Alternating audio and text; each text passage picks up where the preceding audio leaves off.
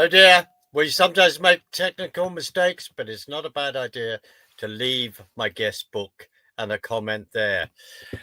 Thank you. We're human. We have to press buttons, talk, do various things at the same time, but we can get round it. And that's a big clue. Before I bring on my dear friend Kevin Shipp as my guest today, I just want to make a comment because it is January the 6th today. January the 6th. We remember January the 6th, 2020, and I cannot even believe that I'm having to refer to this 4 years later, but we are. And there is serious political change with huge earthquakes going around the world as we speak. And I'll just mention this in the fact that Justin Trudeau has resigned. That's going to be another subject because it's not potentially all that everyone seems. But let's come to today. I just want to encourage you, if you haven't bought this book, there are two others. Please go to www.americangulagchronicles.com. Go to Letters from Prison, find all that. And these books for sale, which have been raising money for the Jan 6 prisoners. And as Kevin and I, just before I came on, we were having a discussion, and Kevin reminded me that they are looking to arrest another 200 people. We have got to get to January the 20th. We're going to discuss all this, and I'm going to bring on Kevin now. We've had a few technical fights, but we are now here. Amen. Kevin, good to see you, my friend. Dear friend. It's good to see you too. It's good to be with you. Good, and thank you so much. Sorry about that little technical glitch, but at least the book and a comment that you made then got another plug quite rightly. Kevin, thank you for joining me. It's January the 6th. We're marking that as just the way it's gone in how I've been able to link up with you and you with myself. So there is so much to talk about. But the first thing I want to get into is your second book. I know that you added a chapter. What I want to say is, Kevin, tell us about the book. Take it in any direction that you wish to go to. Then I will put them in the show notes of where people can buy the book, etc., etc. Take it away, my friend. Thank you, my friend. I wrote Twilight of the Shadow Government to finally expose the CIA and its internal corruption, violations of the Constitution repeatedly. The coups that it's done. It's been responsible for the death of about 7 million people. Since I was in there and had a high-level position, and I was from the 7th floor down to other floors, I saw how the beast works and how it gets away with all of these things without Congress's knowledge internally, and how they cover things up using the power of secrecy. So I finally decided, and I have to tell you, after a lot of prayer and a lot of thought, I decided this is what I'm supposed to do, along with my courageous co-author Kent Heckenlively, who took on the task of co-authoring the book with me. We went back and forth for 4 hours a day for about 4 months. We had it done in 4 months. And as my CIA secrecy agreement demands, I sent a copy to the CIA for their pre-publication review, knowing they were going to redact or black out the whole thing. Because of my last book, From the Company of Shadows, they redacted or blacked out unclassified information about the break-ins to our house, the surveillance, the chemical that was painted on our ceiling. They blacked all of that out, and that's a felony. That's a violation of Executive Order 12356. I think it's subparagraph 1.6a. So they broke the law and then invoked the state secrets privilege to seal all of that evidence and seal the fact that they broke that executive order. So I let them have it for 3 months, and then I decided someone has got to take point on this, and I guess I'm the one. So I submitted it to Skyhorse for publication without the CIA's approval, full bore, right out there for everybody to see. It really reads humbly like a real life spy story, which it really is. And I uncovered a serious vulnerability the CIA tried to cover up, and the Department of State IG and I did a secret investigation the CIA didn't know about, and found out that the CIA had been covering up this vulnerability that could have cost the lives of our case officers overseas. And most people, if they've watched any of my things, know that story.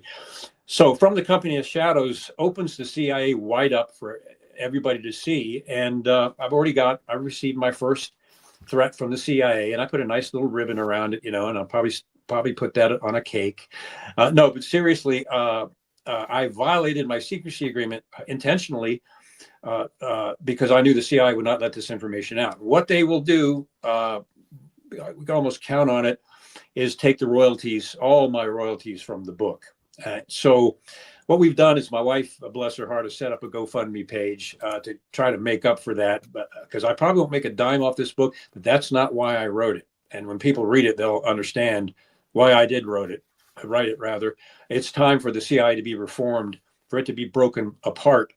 And the National Clandestine Service, the secret part of the CIA, needs to be removed from that organization and be made into its own agency. I've been in discussions with Bobby Kennedy Jr. now for about 2 years about CIA reform.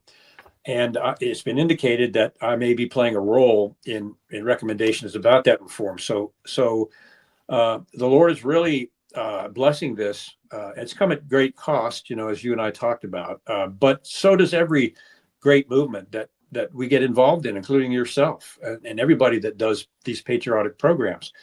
So that's what Twilight of the Shadow Government, how transparency will kill the deep state. And I use transparency to expose the CIA to everyone. I just did a YouTube video on my YouTube channel where I go through the CIA committing a felonious conspiracy, an actual real conspiracy where they broke several laws in conspiring to conceal this whole case that is in Twilight of the Shadow Government. And I did an entire video on which offices and people engaged in the conspiracy and the felonies that they committed in doing so.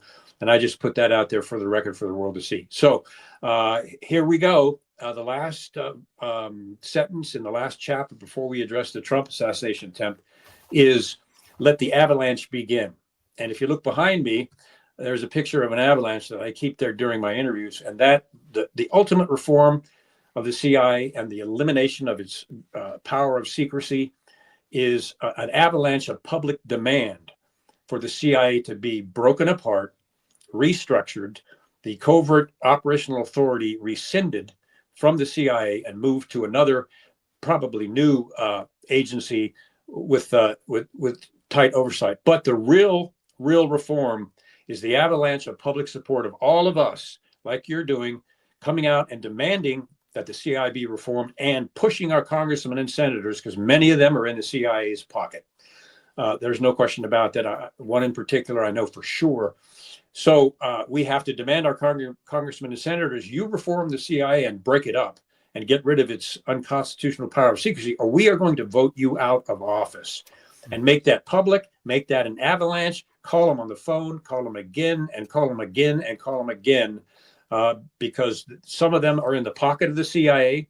At least 6 congressmen and senators hold stock in Lockheed Martin, the CIA's massive surveillance arm.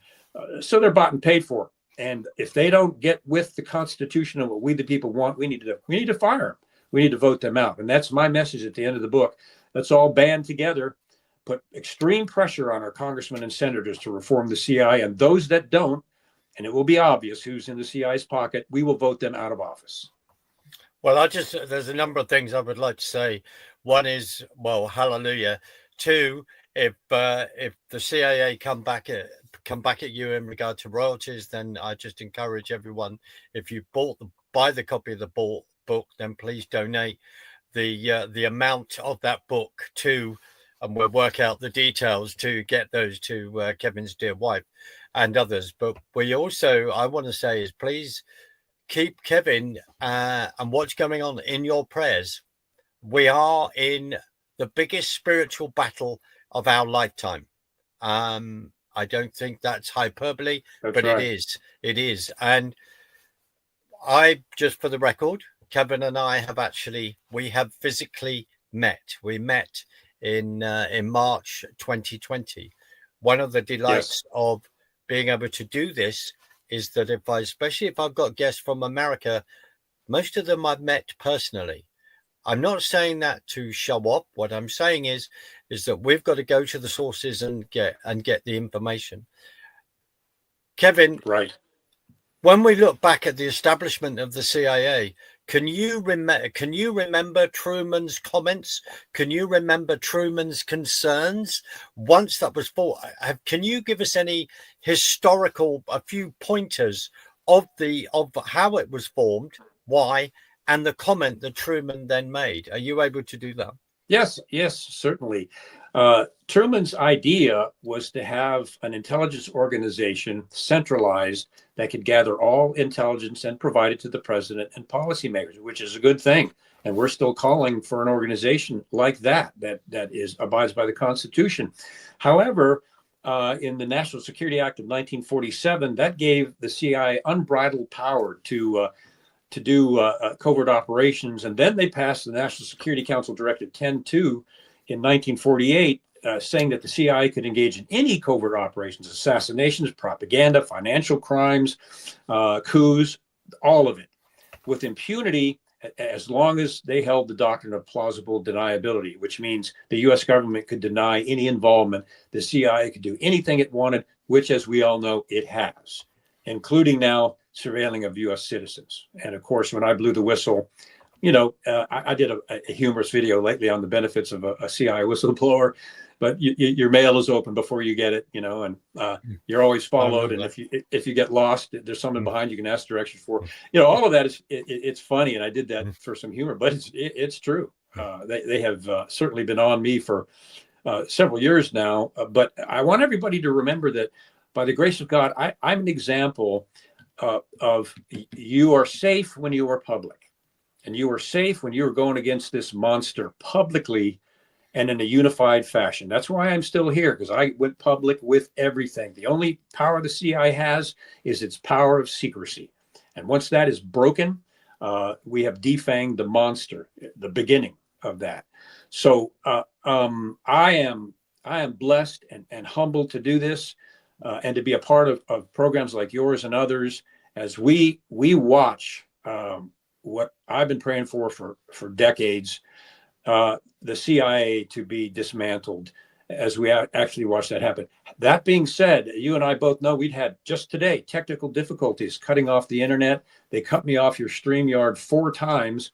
Now, should we be afraid of that? Absolutely not. The CIA's weapon is fear. The American people fear the CIA. And one of my points is that's got to end. They need to fear us. So the National Security Council Directive 10-2 gave the CIA full authority to do whatever it wanted, which it has done without Congress's knowledge. And we prove in Twilight of the Shadow Government that the CIA did covert operations by running drugs, funding those operations so that Congress didn't have to approve a budget because they were making their own budget. It is as evil as an organization can get. So that's the history of it. Truman, 2 years after he had formed the CIA, when he began seeing what Allen Dulles, the devil himself, basically, or devil incarnate himself, was doing with the CIA, when Truman saw that, what the CIA was doing, he wrote an article, op-ed in the Washington Post, saying there is something about the way the CIA is functioning that is casting a shadow on our position of freedom, and it needs to be corrected. Before he died, he deeply regretted the creation of the CIA. He did not intend for it to become what it became. And from that point forward, it became an absolute monster. I've seen that monster from the inside. I've seen them break into my house and paint chemicals on the ceiling. And that's all in the CIA conspiracy video I did. I document all that and who did it in the CIA. And of course, it's a felony. But they will do anything. Every time the CIA did something like that, I'd say, no, they'd never do that. And they would do it. The CIA will do anything to protect itself and to survive. And as Mike Pompeo, who sadly didn't do the reforms he should have, as Mike Pompeo told Bobby Kennedy Jr., he regretted not reforming the CIA like he should have. And he said, he told Bobby Kennedy Jr. that 20%, the upper 20% of the CIA do not believe in democracy and they do not believe in the U.S. Constitution. They believe in the CIA and its power. And I can personally tell you, I have witnessed that myself and of course documented in this book. So that's the background. That's Truman's quote. It has been a monster ever since. The Church Committee hit the tip of the iceberg of the CIA when they revealed MK Ultra. They revealed Operation Mockingbird, which I've talked about extensively, when they revealed the CIA assassination program, which was just the tip of the iceberg because the CIA was withholding witnesses, threatening them with their secrecy agreement, and counseling the witnesses that did testify. So, Richard Helms, the director of the CIA, destroyed 10,000 MK Ultra documents before the church committee hearing. 3 of the witnesses that were due to testify the next day were murdered before the church committee. So congressmen and senators are afraid. They know that if they dig deep, including the intelligence committees, which are a sham, if they dig deep, it's going to be the end of their career, maybe their family, their finances. And so no congressman and senator has the guts, with the exception perhaps of Rand Paul and one other. They don't have the guts to confront the CIA. So it's up to us, the people, to do that. So Truman, the formation of the CIA, I understand, was 1947, and this whole his then concern was he's created a monster, but he's created the equivalent of the American Gestapo. Yeah, that putting it in that understanding for people to say spying on. Yeah, is that fair point? That is a fair point. I have a good friend who's a well-known author, especially in Christian circles, that did a program called Faith and Politics. And during that program, he would talk about current events and things. And he was visited by 2 federal agents prompted by the CIA who threatened him, told him not to do that program any longer or he would be arrested. He's pulled his program now. We were going to do an interview, but he said he was too terrified to come on camera now after that visit. There's one example. Second example, Tucker Carlson on his program was talking about Julian Assange, who the CIA put a hit out on. And Mike Pompeo, unfortunately for him, because he stained his reputation, Mike Pompeo, director of the CIA, contacted Tucker Carlson and told him to stop reporting on that or he would be arrested. This is in the United States against American citizens. And it is a Gestapo. There's no question about that. They have gotten away with murder, genocide, running drugs, running guns, because of their power of secrecy that came through the 1947 National Security Act and the National Security Council Directive 10-2. That's how they have gotten away with these horrific crimes. And that is going to stop. And we all agree it's going to stop now. And I got to tell you, Mark, we need to be praying for Donald Trump and for Bobby Kennedy Jr. and for Kash Patel, because they are after them the same way they've gone after me, but worse. They are after them. Biden today said that he's going to lower the flag at half-mast up to the inauguration of Donald Trump, which is in our face, shadow government, deep state, saying, we're going to stop you. We're against you. They're actually going to fly the flag at half-mast when Trump is inaugurated. That should make everybody angry. And my recommendation in the tweet I just put out on my X account was Trump should have a fully uniformed Marine standing by that flag. And as soon as he takes the oath of office, raise that flag up, man, immediately. And I hope he does that. But I want everybody to know that shows you we are under a Gestapo, and you do not fear the CIA. That is how they get away with this, that and secrecy. There's a famous quote I always say at the end of my speeches by Thomas Jefferson: when people fear their government, there is tyranny. When the government fears the people, there is liberty. And I can tell you, I know the CIA fears me because of what the things they've tried to do, but they are terrified of Donald Trump and Bobby Kennedy Jr. especially, and Kash Patel. They are terrified, and they're going to try to stop this inauguration any way they can. I think everybody can. I know I can. You can feel it in your gut. Something weird is happening, and it's going to happen before January the 20th. And we've seen these drones that all of a sudden pop up in the skies. The government denying it knows anything about them. And when the government lies about something that has been proven, then we know they're culpable. We know they're doing it. It's a covert CIA drone program, a very sophisticated one, been around for a few decades. And right as soon as Trump was elected, boom, they start doing this.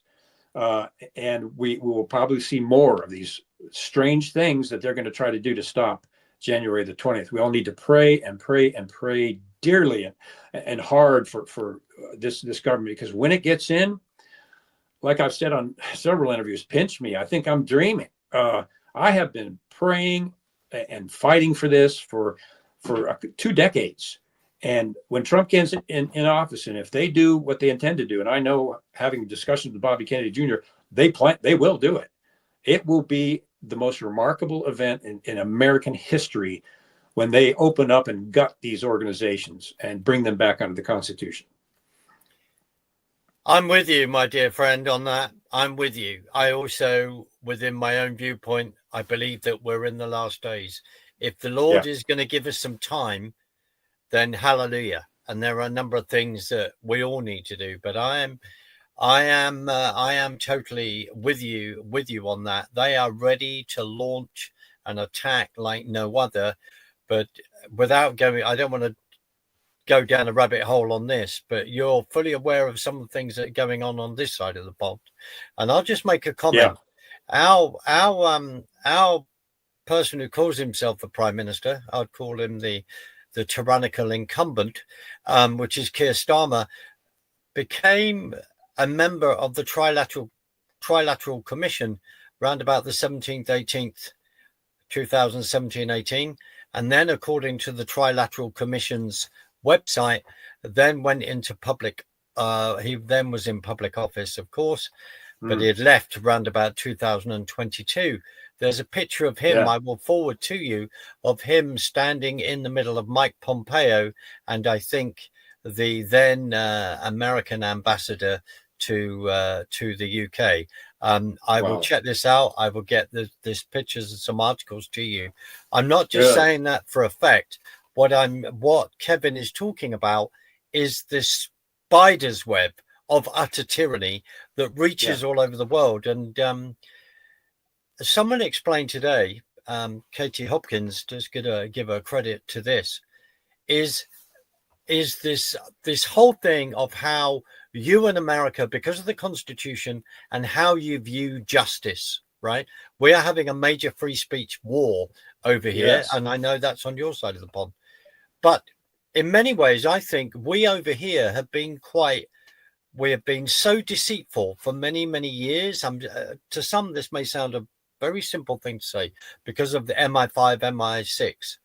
We're very deceitful. We shake hands and smile on the one hand, and as soon as we've walked out the room, we'll work out who we're going to stab in the back first. On your side of the pond, I think there has been a far harder work, and you've talked about the church committees, 1975. When we're discussing things that are what we call conspiratorial, but they're not, they're the truth.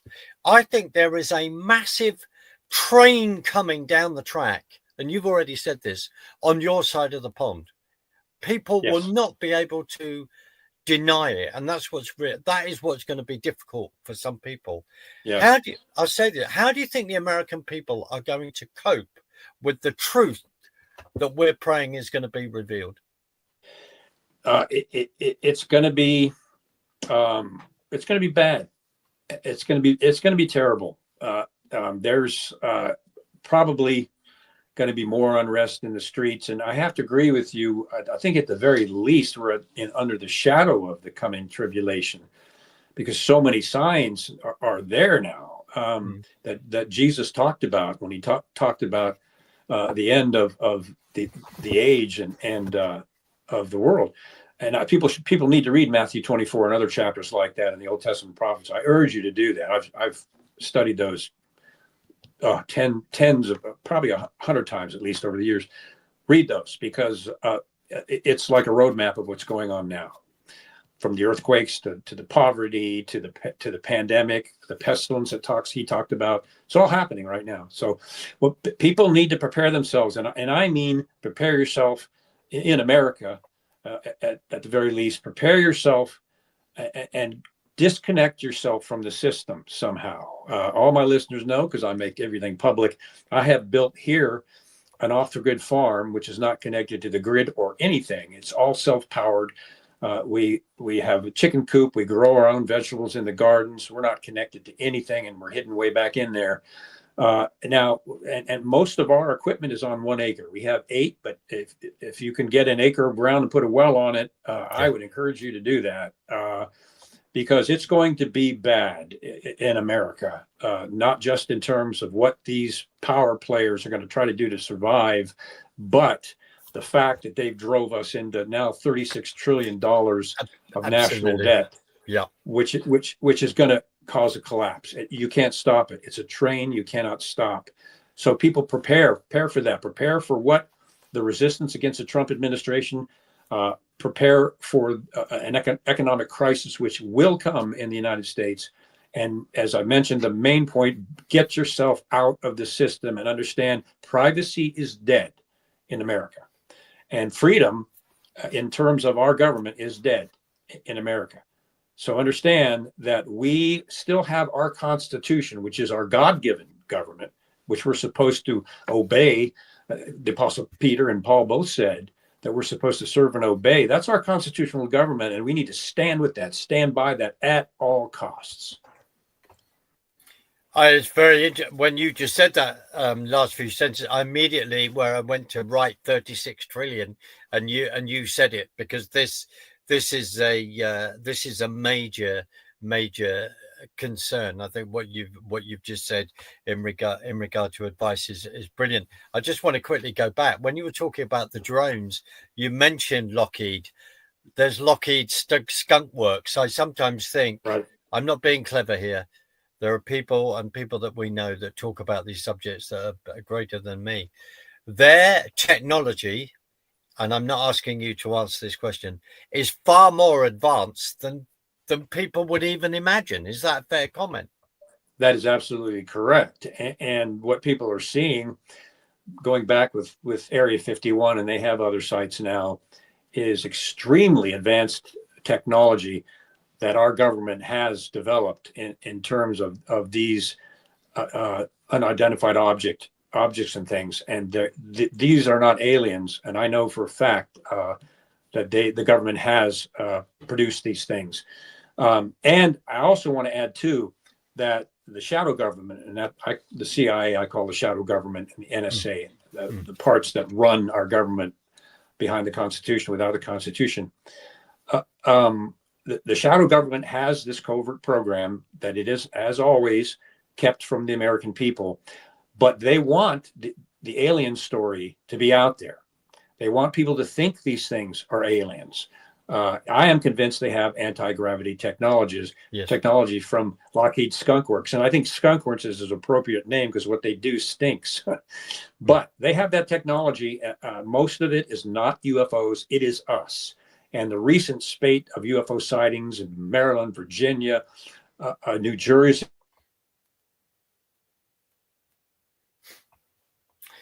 Well, what can I say? Kevin has just disappeared. And I wonder if that is because of what we have been talking about. Kevin's back. Isn't that interesting? Wasn't that interesting? Yeah, I had a call. Well, because my computer's down and the internet on my computer is down, I'm on my cell phone, and a call just came in. So well, I apologize to everyone if I've just said that was rather nefarious, but I also find it rather interesting when we were discussing that. But sorry, it's a number I didn't recognize, and so you could be very well right on that. I don't know how much was missed of what I said, but much of what people are seeing that they're concerned are aliens is Skunk Works, Lockheed, and this covert technology, which is so secretive that the president of the United States doesn't even know about the extent of the program, and Congress has no knowledge of it whatsoever. And that is what we're seeing, trying to fight against the Trump administration and releasing these drones out there. And these things clearly are anti-gravity. They have no propulsion system. And this technology started back in 1947 with the crash of the bomber, where they created a state secrets privilege. They were exploring drone technology with that bomber way back then. And the decades that they've had since, what they've come up with is mind-blowing. So understand, we always look at all the facts, including aliens and possibly but understand that the U.S. government wants us to think these things are aliens. They want us to think that it's a potential alien invasion to conceal what they're actually doing. But if you then are going to bring scientists after the Second World War under Operation Paperclip into America, and then Vernon von Braun goes from being head of Hitler's rocketry to then being the first head of NASA, That's should right. we be surprised? We are not. We're not. This is fact. It is out there. I also, That's right. Someone. I'll just throw this out. People can think about this. Someone told me the other day that Vernon von Braun wrote a novel, and the one character or the main character in there was called Elon. So I'll just leave that thought out there. I will find the book for you, Kevin. I'll try and put that in the note, and we'll do that. Truth is stranger than fiction. Brilliant. I didn't even feed you that, but brilliant. When we're going, I mean, it reminds me of, and I don't necessarily want to get into what then happened immediately the next day, but we see it. So when Rumsfeld had a discussion, we remember that, or the, of 9/11, just before 9/11 or the day before, about the trillions and trillions of dollars that were showing how, where has all this money gone in the Pentagon? This is the kind of thing you're talking about, isn't it? Off the record, where is the money? He comes out and states just before 9/11 that $2.3 trillion are missing from the Pentagon. People should look into what $1 trillion, how much money that is. It's mind blowing that they can't account for. And of course, I am absolutely certain that went into black budgets like the one we're talking about. In the book, we discuss Alvin Buzzy Krongard, who is the man that went after me when I revealed the vulnerability without the CIA's knowledge. Alvin Buzzy Krongard, who was head of Alex Brown and Sons, he had stock in United Airlines, and I think it was 3 days before 9/11. This is in the book. He short sold all of his stock in the airlines, the airplanes that hit the buildings. Now, short selling means that you think that stock is going to crash because of some event, so you sell low and get rid of it all till after the event. And Alex Brown and Sons and Buzzy Krongard were the prime suspects in that. The 9/11 commission, as poorly as that was done, but it's worse than just being done poorly. They had the outline of the 9/11 commission's findings before the commission was even started. Anyway, they do address the strange investments just before the planes hit the buildings, and claim, this is what they say. They don't say it wasn't a U.S. entity. They say, well, we proved that those investments weren't from Al Qaeda. And then in the footnote, they mention Alex Brown and Sons. Way down in the footnote, Alex Brown and Sons short selling of these stocks before the planes hit the buildings. We talk about that in the book. This was Alvin Buzzy Krongard, who was brought in by George Tenet, claiming that he'd never worked for the CIA before, and he was just doing this to be a patriot for $1 a day or something. Well, no, it turns out that Alvin Buzzy Krongard worked for the CIA for 3 years, and bragged about working for the CIA 10 plus years ago to his grandson for his report. So Buzzy Krongard has been involved with the CIA for many, many years before this happened. And Tenet brought him in as his connection to Wall Street, which the CIA always has. And it's dirty. It was a dirty appointment, and from a dirty guy, claimed he was a patriot, but he sold Alex Brown and Sons to Deutsche Bank for $71 million and then left after the short sale. So he walked out of there with $71 million, claiming he's a patriot because he's only making $1 an hour, whatever it was. So that's in Twilight of the Shadow Government, to show you how deeply, horribly wicked and corrupt our government has become, and specifically the secret agencies, because they can do it with the power of secrecy. Our Constitution is alive for those of us that believe in it, but in terms of our government, it's dead. They don't abide by it. They have no intention to abide by it. And if we understand that, then we know, as you and I have just talked about earlier, there's got to be an avalanche of all of us demanding that they come back under the Constitution. And with this new administration, helping them accomplish that. It sounds a bit like Herbert Walker Bush denying that he was on the grassy knoll that day and that he was working for a particular organization at the time. Oh, yeah. HW was a CIA agent going all the way back near the Cuban Missile Crisis and Zapata oil. And HW called into Dallas, made a mysterious phone call into Dallas saying that in this kind of whispering voice that there was an event that was going to happen. And he just wanted to alert people, and because he doesn't know what it is, but it's, and he did that so it would look like he was in another state under a different area code to hide the fact that he was actually in Dallas. That is how evil these people are.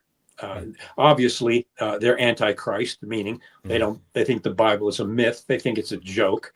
And if you think the Bible is a myth, there's no truth. There's no moral ground. It's just your own survival and your own power. And that's where they're at. From your first book, The Company of Shadows, to your second here, Twilight of the Shadow Government, I actually see them as tools for people to use for prayer. Is that a fair point? Yeah, absolutely. That's what has got me to this point, still breathing and actually quite happy on my off-the-grid farm with my best friend, my wife. That's what's gotten me this far. But Twilight of the Shadow Government is a call to prayer for everybody, because prayer has enabled me to come out and speak publicly and still be breathing. And prayer has toppled huge governments like the Soviet Union. When Billy Graham went in there, preached his sermons, the crowds were so big, they invited him back a second time. And Billy Graham's crusades were the spark that brought down the Soviet Union. And if you remember the news programs, when the wall was coming down in these former Soviet countries, they weren't waving the American flag or celebrating the CIA. They broke out in the streets and they had communion all over the place. Wow. Shows you what the prayer and the truth of the gospel brought down the entire Soviet Union. So can it change our government should the Lord tarry before the end? He certainly can through prayer. Absolutely. And this is the whole point. I have to say, what a privilege it is to have this conversation, because we are weaving all of this in. Do you know what I mean? I mean, it's like our journey, our individual journeys over the last 4 years. Remember when you and I met, we would not have thought what has gone on over the last 4 years. We wouldn't have even, leading up then to Donald J. Trump not winning the election in 2020, and then looking at Jan 6 again, and all the fallout from that, deliberately using this Fed surrection, from the fallout from that, and the appalling way many Americans have been treated, giving out 22-year sentence to people like Enrico Torrio, who wasn't even there, who was nowhere near there, just because saying leader of the Proud Boys and this smear and that smear. And then, of course, Stuart Rhodes getting 17 years as leader of the Oath Keepers. If you are outside the United States, you do not understand fully who these people are and what they represent, which is believing in the Constitution of the United States, which has been attacked for I'd say the whole of the 20th century. Yes. That's right. And they have just announced, the FBI has announced that it's going to make another 200 arrests of January 6 protesters, 200 more innocent people they're going to arrest. And I am hoping and praying that when Kash Patel gets in there over the FBI and Pam Bondi as the Attorney General, that they find the people that charge these people and put them in sometimes solitary confinement with no trial, no jury trial, no probable cause. That the new Attorney General and the FBI director find the people that ordered the arrest of these people, and not just find them, charge them, indict them as criminals for violating the United States Constitution and the rights of U.S. citizens. Well, what my dear friend David Summerall, and David as well through our interviews at times, which have also been taken down. We'll just say that. But when talking, David has reminded us that as soon as the J6 prisoners go into court they are reminded that their First Amendment rights have ceased. Yeah. That is a shock to the American, to many people. Utter tyranny, utter tyranny, without question. It is one of the most shocking events, of course, amongst the other things that they've done in our history, and just a spit on the Constitution itself. I believe with all my heart that when Trump gets in, he's going to pardon these people and let them out and let them join our movement of the avalanche and start demanding that this tyrannical government be taken apart. I think it was another person said, for example, with the FBI, clean that place out and then fumigate the hallways. I've worked on espionage cases with FBI agents. They're great people, and some other cases where they're trying to kill a certain person who'd come into our country. They were great people. They're good agents down at the agent level, but at the supervisory level, they are monsters, and they work in conjunction with the CIA in its covert operations. And the CIA has a desk in FinCEN, the FBI's office that is now demanding that anybody with a small business submit their business information to the FBI. So it is so bad. At times, I do fast walking. That's my happy place. And there are times when I'm talking about all this, researching all this, I got to stop and I got to go take a fast walk, because this is just so concerning, horrifying, and unbelievably wicked. What our government is not just doing now, but has done over the last decades. And it's a line a lot of Americans can't cross. For example, 9/11. There was never a criminal investigation of 9/11. I'm probably the only CIA person that's come out and said that. Some other so-called whistleblowers won't touch it.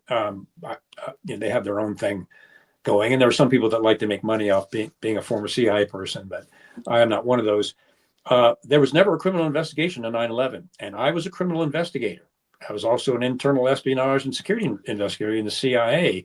And what the 9/11 Commission ignored in its report is unbelievable. It's just like the Warren Commission. They're either the stupidest people that sat behind those desks, or it was on purpose. Well, it was on purpose. And of course, we all know about Tower 7. No one will talk about Tower 7. I've talked to structural engineers. That was a controlled demolition. There is no question about that. And we could go on and on and on. But one of the most humorous things is when they do plausible deniability. Remember National Security Council directive. When they do plausible deniability, sometimes it's just downright stupid. But people still, many believe it. They said after the towers came down and all of that tons and tons of concrete and steel and everything that was in the building, especially the concrete, turned into dust. There was no huge wreckage. It was a pile of a couple of girders left and dust, turned into dust. That was not just the plane. But the funniest thing was, so the government comes out and says, well, we can prove that one of the terrorists was definitely on the plane. Turns out two of the terrorists are still alive. Anyway, we can prove that one of the terrorists is on the plane because we found their passport on the street 2 blocks away. Yes. In a plane that blew up, was completely incinerated the floors above and below it.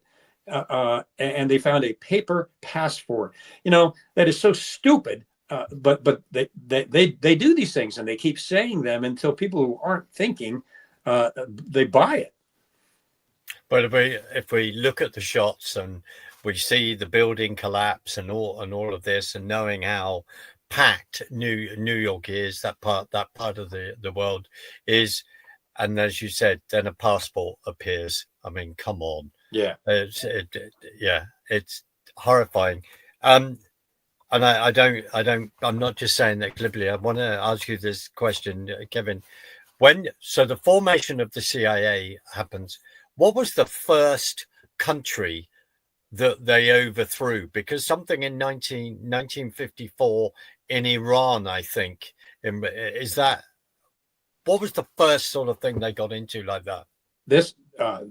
It was Iran, and it is the CIA template that they've used over and over in Guatemala, in Indonesia, in Afghanistan, Iraq, same playbook. And even though it fires horribly, they still do the same thing. In Iran, the CIA decided that Moga, I forget, it's hard to pronounce his last The name, Shah, but the Shah. Yeah. well, Yeah. before the Shah, the democratically Right. elected Sorry, I apologize. Yeah. Yeah. Mohammed Mogadishu or something Yeah. like that. Anyway, Yeah. he was democratically elected by the Yeah. people. It was a Absolutely. happy government. They were producing a lot of oil that they were giving to the United States. Well, the government decided, wait a minute, this is our oil. We should be making revenue off this for our people. And so their president privatized Iranian oil. Well, that was it for Wall Street and the CIA. And they sent the CIA in to foment and stage that coup to overthrow a democratically elected government, put the puppet Shah, who was a brainless person, put him in place. And he was so corrupt. And what that government was doing was so corrupt. And he was a CIA puppet. The people had enough and they overthrew that. And now we have the Khomeini regime and a radical Islamic government building nuclear weapons to destroy Israel and the West. Who's responsible for that? The Central Intelligence Agency is responsible for what we have with Iran now. And is that them working with, I'm not saying this to be glib and being clever, because I've been doing some research in this, and it's important because we come back to the Trilateral Commission. So would they have been working with the Trilateral Commission? Then we see that, President Carter has just passed away. Okay. I don't mean to speak rudely of the dead. I don't, but we then need to remember Ayatollah Khomeini was in a flat in Paris, and then Carter, the Shah, comes in, whatever people think about that. He's then in America having cancer treatment, and then Iran is overthrown from this Western supportive nation into the chaos that it's become. Yeah. And that's not just the only thing the CIA has done. Remember, because I was there then, the CIA trained Al-Qaeda and bin Laden. We provide them with guns and ammunition, surveillance training, explosives training, rocket training, the whole shebang. We created Al-Qaeda, not we. I'm talking about the U.S. government and the CIA. They, as far as we're concerned, they created Al-Qaeda. And they created ISIS without question. And now they are backing the Free Syrian Army in Syria that just overthrew the government. They're all over that. So they will make the claim, if you question the CIA, then you're putting America at risk for another terrorist attack. Excuse me, but you're the ones that created some of these, the worst of these terrorist organizations. So much for that argument. So yeah, and it's the Iranian coup. They've done again and again and again. And you remember the false intelligence that led to the invasion of Iraq, which destabilized the entire region, resulted in the death of 500,000 Iraqi civilians, 2,500 U.S. troops, 200,000 U.S. troops were badly injured because of false intelligence provided by George Tenet, director of the CIA. That cost the lives of that many people. They do not, as I said on Candace Owens recently, they don't care about human life. They could care less about human life. And the number of lives that the CIA is responsible for in these coups like this one, they did a coup in Indonesia. I think that resulted in 450,000, the death of 450,000 Indonesians. And they keep doing this. It shows you how murderous and evil these people are. And yes, they do have global connections. They believe, having sat at conferencing tables with these people, they believe that they are the evolutionary pinnacle of human intellectualism. They're atheists, of course, but they're the top intellectuals, and of course they connect with members of the Trilateral Commission, and the World Economic Forum, and others, because these are the elites that everybody talks about, who actually think that they are smarter than the rest of us. And human life doesn't matter. What matters is their goal of globalism. The CIA now, just to end this point, CIA now is joining in the global push for digital currency. And they've got a new digital directorate in the CIA now, which is scaring the daylights out of everybody. But the CIA is pushing for a global one world currency, along with the World Economic Forum and some of these other elite groups. So they are connected, yes, into these elites outside of the United States. Just, Kevin, just quickly, I mean, how did the CIA, this may sound a very naive question, but how did we go from Truman making the comment, the formation of the CIA, to immediately the chaotic and the appalling way that they will behave. What was in place to say, right, Truman's given us the go, let's go? Who was behind? I'll use the word. Who was behind that evil? So I presume it's Alan Dulles maybe being one, but who else? Yeah, there is a great book out there. I think it's David Talbot. It's called The Devil's Chessboard. He gets into detail about Alan Dulles, who was in the OSS before he was appointed the director of the CIA when the CIA finally was fully created. And it was Alan Dulles that had smuggled the Nazis into the United States and given falsified records to Truman about their war crimes. So it started at the CIA's very inception with its first director, and every director since then has done exactly the same things. Even Mike Pompeo, a West Point graduate, I understand he's a man of faith and still is maybe a man of integrity, but he was only in the CIA 6 months before they got to him and had him issuing a kill order for Julian Assange. They can do that. That's why we need to pray for John Ratcliffe, who I think is a good choice to be the new director of the CIA. Boy, are they going to try to stop him internally. They're going to with another James Woolsey said, who was CIA director for 2 years, and we liked him. I thought he was a good director. He seemed to be a relatively honest person then. But he made the comment after he left that, although he was director, they didn't tell him anything. They kept a lot of things from him. They will try to do that to John Ratcliffe. So anyway, back on the subject. How do we change? So we're changing that in the last few minutes. And it's reading your book. So the first thing I'd say, where can people find your book? I'm going to put it in the show notes, but where can people find your book? Thank you, my friend. Yes, they can find the book on Amazon.com. It's sold out. It's a bestseller. It's sold out. So it wasn't available for, I think, almost a month. So it's back in stock now. So they can go to Amazon.com and get a copy of the book. And then if they want to support me and my continuing mission, they can go to my wife's GoFundMe. I think it's GoFundMe, Kevin Shipp, I think. They can go there. But the book itself, it is, by the grace of God, one of its kind. It was written without the CIA's hand touching it, and it's a freedom document that exposes this information transparently, so the American people can see it. So it's a mission, and whether they take my royalties or not, frankly, I don't care. That's not why I wrote it. I wrote it, and when people read it, they'll see. I wrote it so people will see what has been kept from them through secrecy. And why we need to be praying and using that information. And I'm mindful of a conversation that you and I had, or you were talking about this, but we had it 4 years ago, which is the whole subject of QAnon and the reason why we need discernment, because it's like walking through treacle at the moment with everything, Kevin. Yeah. What is that a fair point as well? Oh, I think so. And, I spoke at a conference where a lot of QAnon people. They're good people. A lot of QAnons are good, patriotic Americans, that really want to stop this wickedness that's going on. But there's elements too, when it started, that it was a highly cleared insider simply was not true. It was not a highly cleared insider. I know that world. I come from that world, and that just wasn't true. And my disagreement there was, you don't need to start out with false information to start a movement. Hillary Clinton was going to be arrested and then sent to Guantanamo, which never happened. So people can read QAnon stuff, and there's a lot of citizen journalists that are doing investigations, but just understand that QAnon does not have the inside information that it claimed to have.